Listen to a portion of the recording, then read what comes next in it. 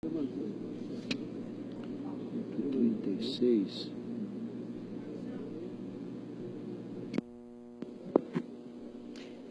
Presidente Lewandowski, quero saudar Vossa Senhoria, Vossa Excelência, lamentando que esteja na nossa casa presidindo uma sessão que é tão triste para o Brasil e, acredito, tão ingrata para essa instituição.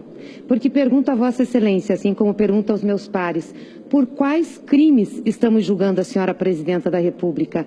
Quais crimes que estão nos trazendo aqui para fazer esse julgamento? As pedaladas fiscais não podem ser. Elas foram desconstruídas durante o processo que nós tivemos aqui na Comissão Especial de Impeachment.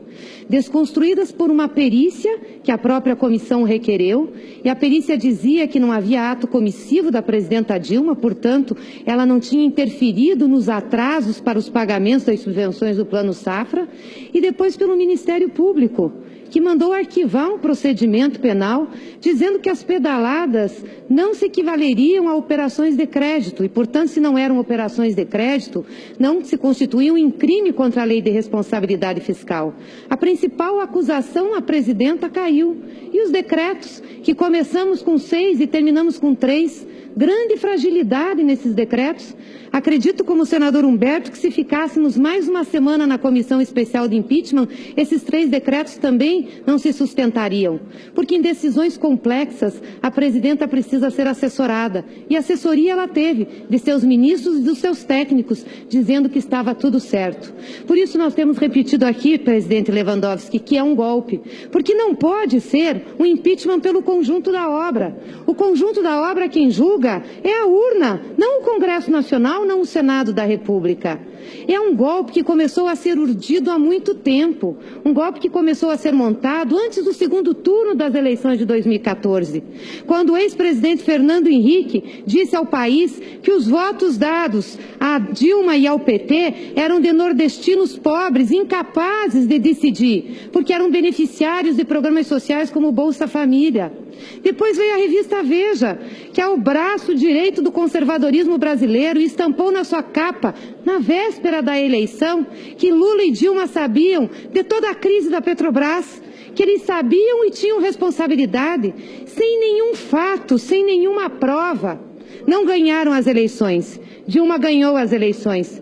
O que fizeram os perdedores do PSDB e Aécio Neves? Puseram em xeque a urna eletrônica. Vossa Excelência foi presidente do Tribunal Superior Eleitoral. Nós temos um dos sistemas que é referência no mundo. Pediram a recontagem.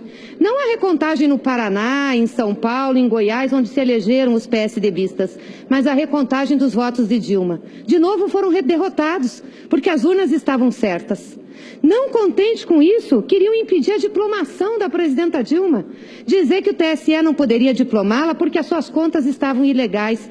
De novo foram derrotados. O que eles queriam com isso, presidente, senhores senadores, era criar um clima de desconfiança em cima do governo e da presidenta. Ao colocar em descrédito e deslegitimar o voto popular, o sistema de votação e o TSE, a mensagem para esse país era de que a presidenta foi eleita por votos de ignorantes, comprados por programas sociais e teve um sistema fraudado de votação. Além das denúncias seletivas de corrupção, porque o PT passou a ser o partido mais corrupto da história. O Lula é o chefe da quadrilha, todos os petistas quadrilheiros. O bom é que a verdade resiste ao tempo. E agora aqueles que nos acusavam estão sendo acusados, inclusive quem está hoje no Palácio do Planalto. E logo o PT, que proporcionou tantos instrumentos para a gente fazer investigações, e Vossa Excelência sabe, porque foi iniciativa do Lula e da Dilma a lei do colarinho branco, a lei das organizações criminosas que possibilitou a delação premiada, a lei de acesso à informação, o portal da transparência, a autonomia do Ministério Público e da Polícia Federal.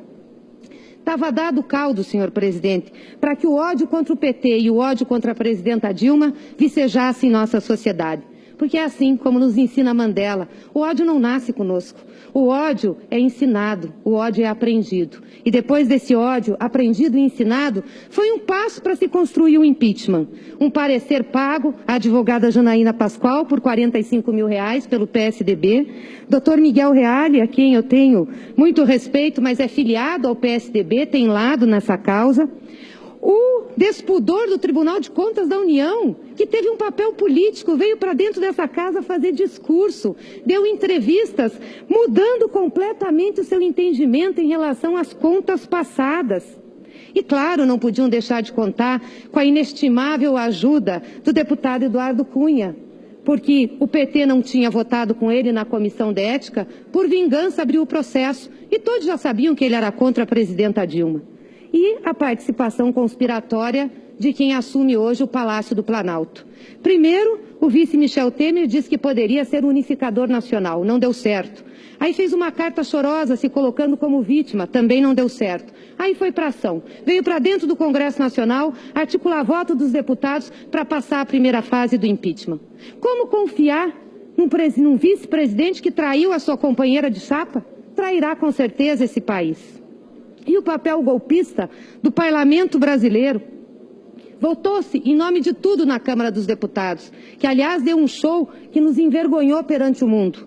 Votou-se em nome de Deus, da família, da tortura. Só não se votou por aquilo que tinha que se votar, a realidade do que dava para abrir o processo de impeachment. Agora, aqueles arautos da moralidade que votaram em nome de tudo isso, estão lá respondendo o processo. Alguns por apologia ao estupro, outros por assédio sexual, outros porque participaram de desvios. São túmulos caiados. Tenho que lembrar aqui o Evangelho de Mateus. Formosos por fora, mas podres por dentro. E o Senado da República? Para acalmar a consciência, dizem que tem um rito, que tem um processo. Ora, o rito e o processo ficou mais importante que o conteúdo. O rito e o processo têm que servir ao conteúdo. Me desculpe, senhores senadores, isso não vai fazer a consciência de vossas excelências ficar mais leve. Quando vossas excelências colocarem a cabeça no travesseiro, vão saber que fizeram uma grande injustiça, que tiraram uma presidenta para tentar purgar os pecados da política como um todo. É isso que estão fazendo. Tem que ter coragem e temos que perguntar, como dizia Drummond, e agora, José, que a casa caiu, que está aí tudo aparecendo, que não é só o PT o protagonista principal da corrupção nesse país? E agora? Não tem um partido aqui que tenha moral para apontar para o PT, para o Lula ou para a Dilma, denunciando alguma coisa. Todos aqui estão envolvidos, de certa forma, com questões de corrupção e de desvios. Não tem moral para julgar essa presidenta da República.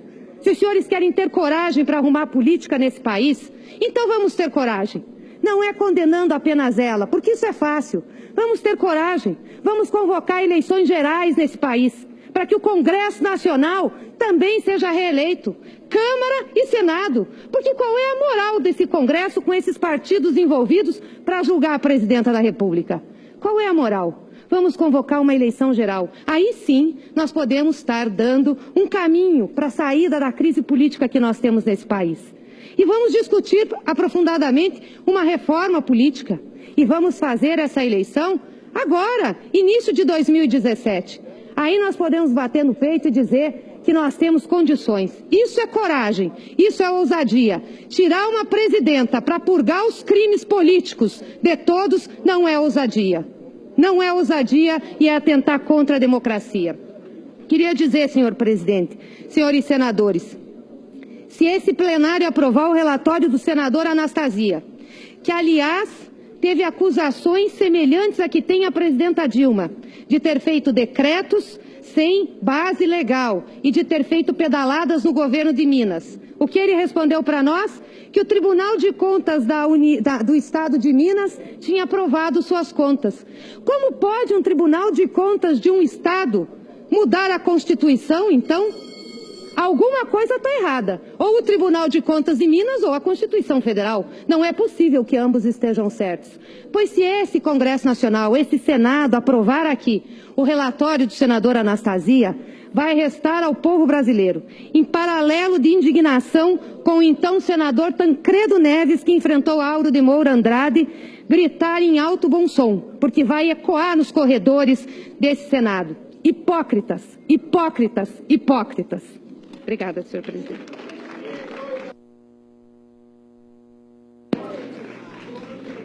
Agradeço.